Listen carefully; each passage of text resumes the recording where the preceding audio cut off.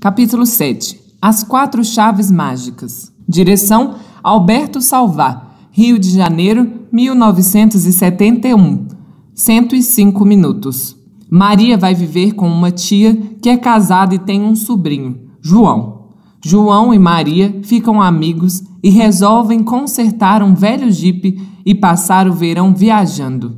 O filme é a história de João, Maria e a bruxa completamente repensada. As Quatro Chaves Mágicas, por Daniel Salomão Roque. Em finais de 1971, o jornal carioca Correio da Manhã estampou na capa de seu caderno cultural um par de fotografias do cineasta Alberto Salvá. Os retratos vinham acompanhados de uma manchete eufórica. Este diretor está tentando um novo tipo de filme, inteligente e bonito, para o público infantil.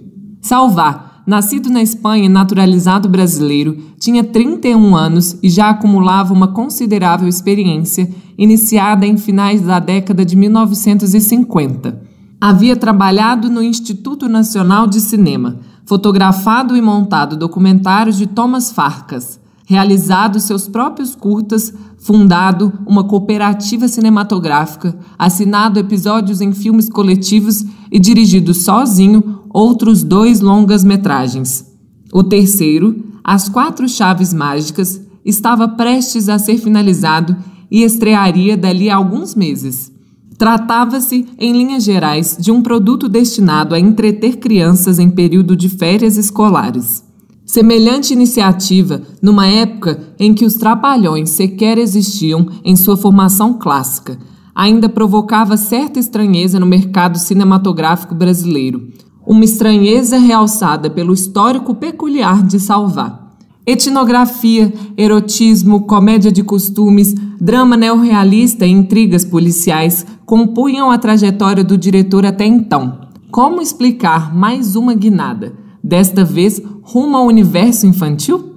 Francamente pessimistas, as respostas de Salvá partiam dos perrengues de sua vida profissional e desembocavam numa reflexão um pouco mais ampla sobre o estado de coisas no cinema brasileiro. Eu não tenho capacidade de produção, não tenho financiamento próprio.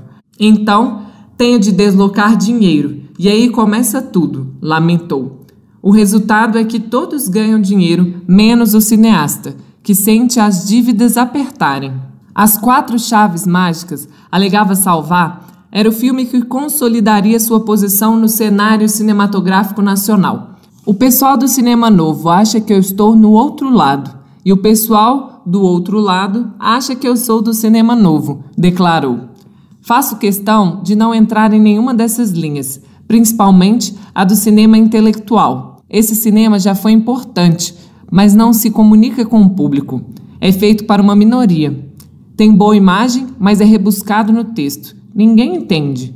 Faço questão de ser qualificado como alguém que está fazendo filmes que tendem a ser comunicativos, que são comerciais, mas não de uma maneira rasteira. Salvá se mostraria ainda mais categórico após a estreia do longa-metragem. Batendo nas mesmas teclas, sentenciou: as pessoas que já viram o filme sentiram nele a comunicação. Já não faço mais filmes em que não se comunique. O filme brasileiro ou deixa de ser chato ou morre. Antes, a gente falava isso à boca pequena. Agora não. Antes, a gente desculpava a chatice pelas boas intenções ou pelos dados culturais que o filme apresentava. Acontece que o espectador médio não quer saber disso, e é ele quem paga o filme na bilheteria. Agora, eu mesmo não quero ver mais filme chato.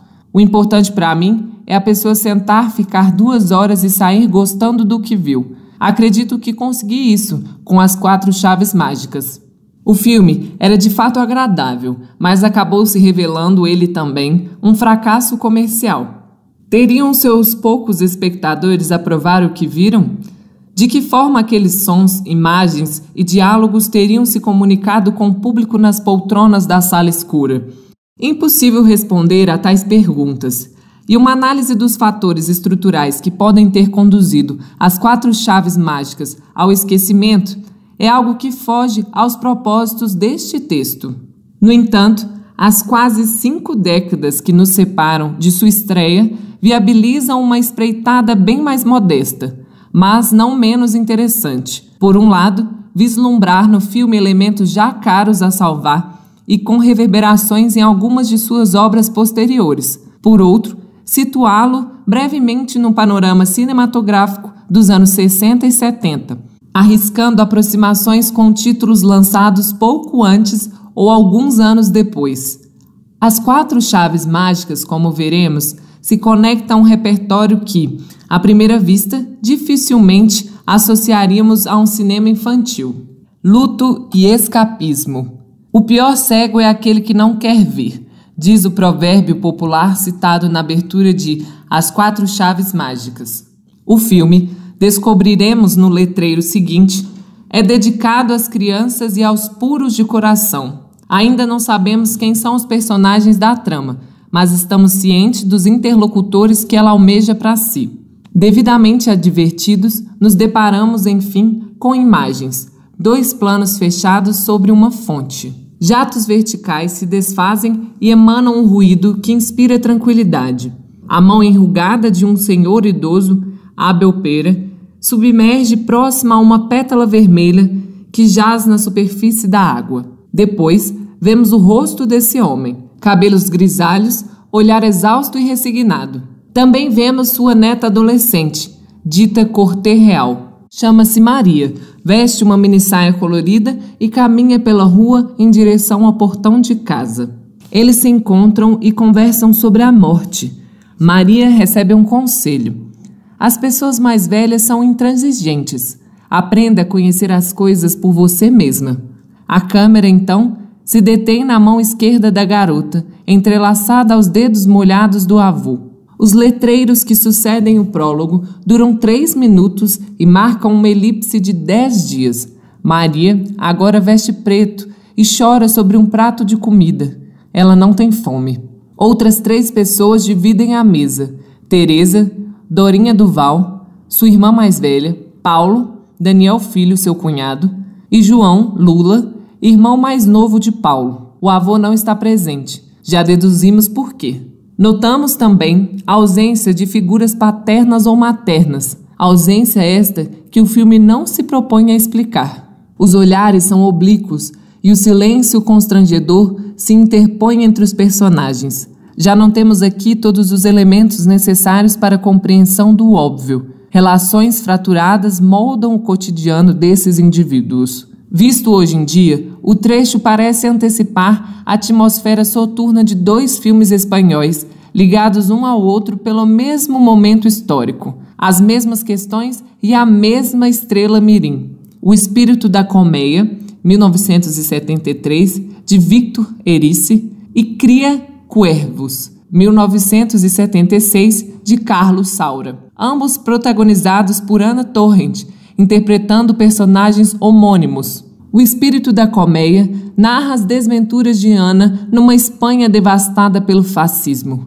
Em plena ressaca da Guerra Civil, a menina de 6 anos, moradora de um vilarejo, comparece a uma sessão cinematográfica de Frankenstein, 1931, e desenvolve um fascínio mórbido pelo monstro.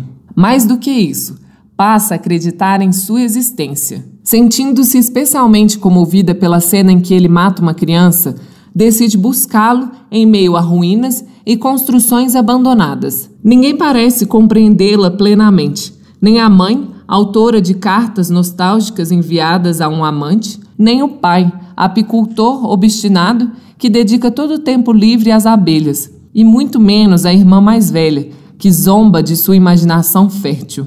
Cria Cuervos, por sua vez, é o retrato de uma família disfuncional madrilenha que agoniza nos estertores da ditadura franquista, já em meados dos anos 1970. A pequena Ana atribui ao pai, um oficial mulherengo do exército, a responsabilidade pela morte da mãe, vitimada por um câncer. Por isso, decide assassiná-lo com uma solução de bicarbonato de sódio, substância que julga venenosa, e, coincidentemente, ele morre. Ana e suas irmãs se mudam para a casa de uma tia autoritária, onde a menina se divide entre delírios fantasmagóricos envolvendo a mãe pequenos cuidados com a avó moribunda e audições compulsivas de uma mesma música. A pérola pop Por Que Te Vas, tocada a exaustão numa vitrolinha portátil.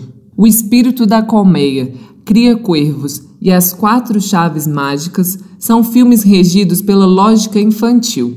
As narrativas de Eurice e Salvat compartilham certo tom fabular, e seus personagens se deixam arrebatar com igual intensidade pelos meandros do universo ficcional. As semelhanças com Cria Cuervos são ainda mais curiosas, seja a busca por inspiração nos provérbios populares Cria Cuervos e te secarão los ojos, ou a relação de cumplicidade entre garotas e idosos à beira da morte. Para além disso, o Espírito da Colmeia e Cria Cuervos são permeados por reuniões à mesa, com mágoas familiares descarregadas entre pratos e talheres. A princípio, o almoço filmado por Salvat nos parece igualmente tenso.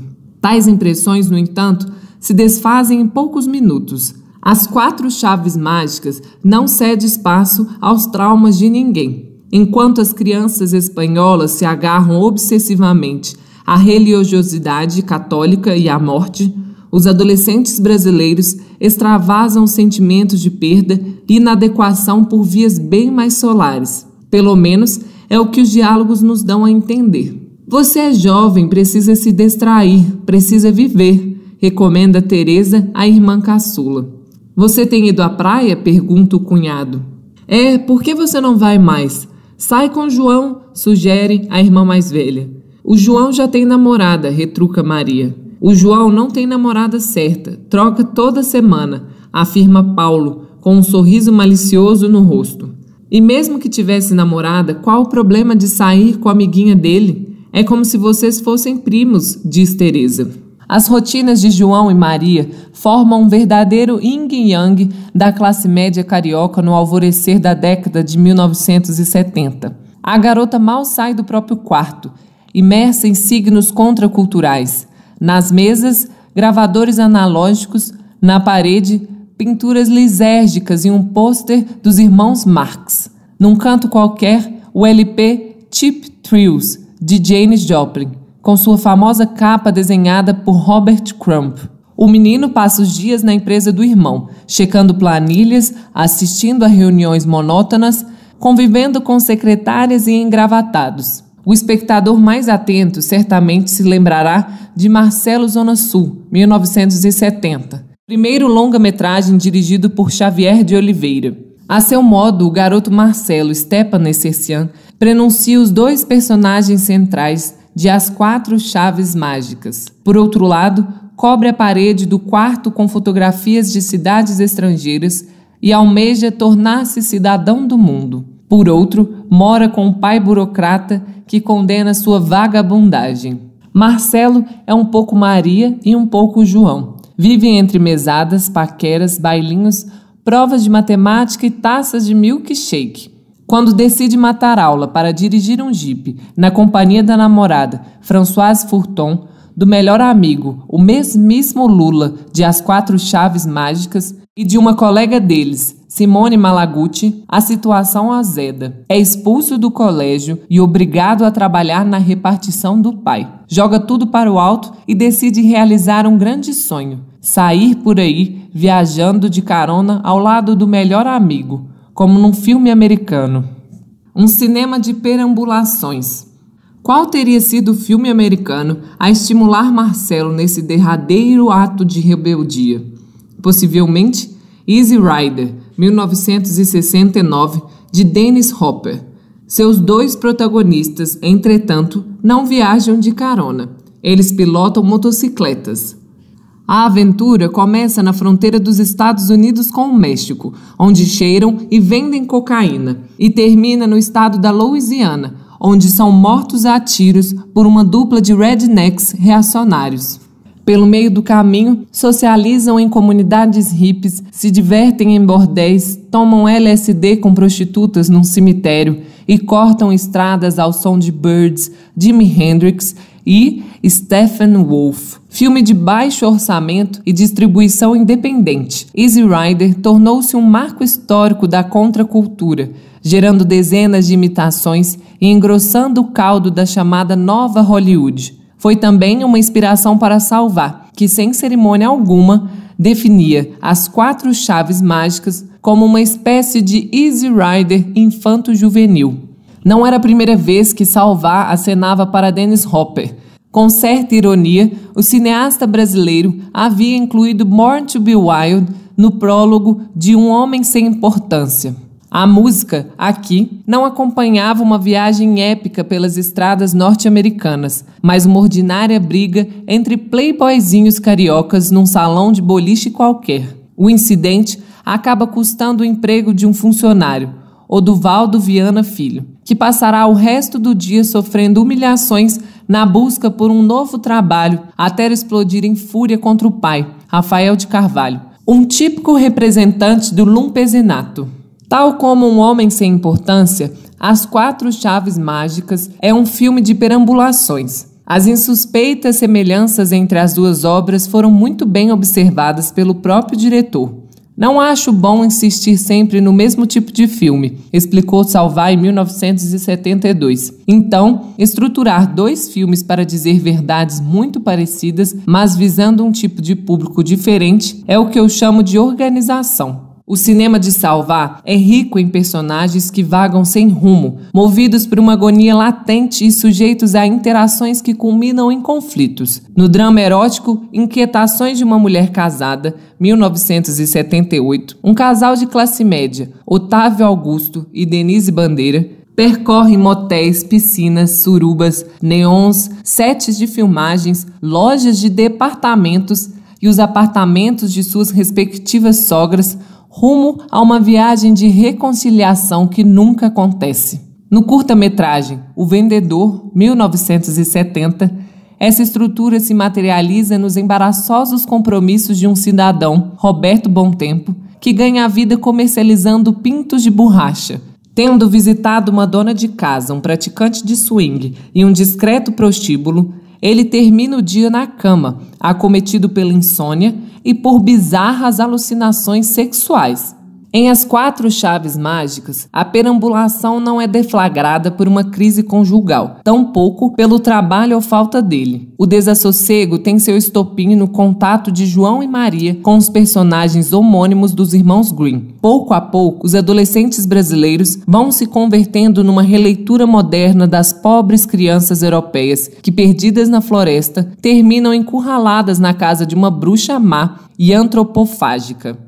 Os obstáculos que se apresentam ao longo dessa trajetória moldam a psique dos protagonistas, bem como a estrutura da própria narrativa. As 4 Chaves Mágicas é composto por blocos de atmosferas distintas, refletindo as múltiplas faces de João e Maria diante um diálogo deliberado com o próprio cinema. Aquilo que começa como um road movie se transmuta em um filme policial, para então encenar as artes marciais e, finalmente, desbancar no terror e na fantasia. Um verdadeiro mosaico de gêneros a serviço da iniciação ao ocultismo. Salvá, não por acaso, definia sua obra como uma cartilha para entrar num mundo paralelo ao nosso. Tudo começa com uma viagem empreendida à revelia dos adultos. Qualquer semelhança com Marcelo Zona Sul não deve ser mera coincidência. Lula, ou melhor, João, está novamente matando o tédio a bordo de um jipe, dessa vez no banco do motorista e com Maria ao seu lado. Os bandidos aparecem mais brasileiros do que nunca, sobem no veículo com intenções não muito boas e ostentam um gingado agressivo à beira da violência. São interpretados por Emiliano Queiroz, Wilson Grey, eterno vilão das chanchadas, e Milton Gonçalves, figurinha carimbada no cinema policial carioca nos anos 1960. Um misterioso andarilho nipônico, Kazuo-kon, surge para combatê-los na porrada. Com ele, João e Maria aprenderão técnicas de luta, meditação e fundamentos da cultura oriental. A década de 1970, cabe lembrar, mal havia começado e se consagraria como a era dourada de Sonny Chiba, Bruce Lee e os estúdios Shaw Brothers.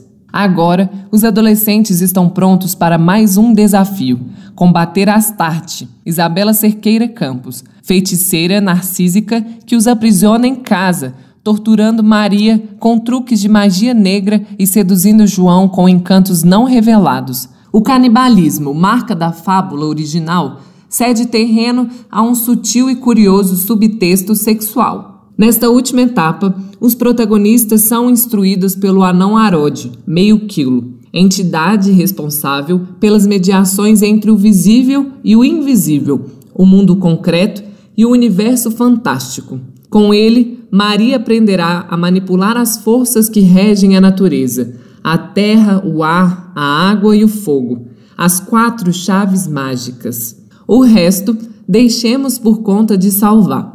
A novidade do filme é que ele rompe com o conceito de que filme para criança tem de ter aquelas velhas máximas de moral. Ele ensina algo de novo, algo de diferente. Geralmente, os filmes para crianças apresentam uma visão de adulto do mundo da criança, e minha pretensão foi fazer um filme descondicionado desses velhos conceitos. Conseguiu. Notas e referências usadas neste texto. Notas. Correio da Manhã, Rio de Janeiro, 8 de dezembro de 1971. O Grupo Câmara, coletivo responsável pelo longa-metragem Como Vai, Vai Bem, 1968. Além de Como Vai, Vai Bem, Salvá também dirigiu A Cama ao Alcance de Todos, 1969, em parceria com Daniel Filho. Vida e Glória de um Canalha e Um Homem Sem Importância, ambos de 1970. Os Trapalhões na Guerra dos Planetas, 1978. Paródia Trash de Star Wars, 1977. Foi o primeiro filme do grupo a contar com seus 4 integrantes: Didi, Dedé, Mussum e Zacarias. Correio da Manhã, Rio de Janeiro, 8 de dezembro de 1971. Nessa mesma entrevista, Salvá se refere ao outro lado como sendo o tipo de cinema do Gessé Valadão. Pouco antes, o ator havia produzido o estrelado O Enterro da Cafetina, 1971, e Memórias de um Gigolô, 1970, 2 sucessos de Alberto Pieralisi baseados em filmes de Marcos Rey. Jornal do Brasil, 2 de julho de 1972. O crítico Elias Heredo, um texto publicado pelo Jornal do Brasil em 23 de outubro de 1972, afirmou que As 4 Chaves Mágicas tivera um lançamento inferior aos seus méritos. Na ocasião, o filme havia acabado de voltar às salas de cinema com um novo título, João e Maria na Floresta Encantada. Título original em espanhol, El Espíritu de la Colmena. A Guerra Civil Espanhola teve início em 1936 e chegou ao fim 3 anos depois, com a vitória do bloco liderado por Francisco Franco. O filme se passa em 1940. A mais icônica adaptação cinematográfica do romance de Mary Shelley, dirigida por James Whale, estrelada por Boris Karloff e distribuída pela Universal Pictures. O filme estreou em janeiro de 1976, 2 meses após a morte de Franco. As filmagens de Marcelo Zona Sul ocorreram entre fevereiro e novembro de 1969. Easy Rider estreou no Festival de Cannes em maio daquele ano. É improvável que Xavier de Oliveira tenha assistido, pois o filme só chegou ao Brasil em 1970, sob o título Sem Destino. Jornal do Brasil, 8 de dezembro de 1971. Jornal do Brasil, 2 de julho de 1972. No texto original em alemão, os personagens se chamam Hansel e Gretel. Jornal do Brasil, 23 de outubro de 1972. Jornal do Brasil, 8 de dezembro de 1971. Daniel Salomão Roque é formado em História pela Universidade de São Paulo. Atua como pesquisador e jornalista.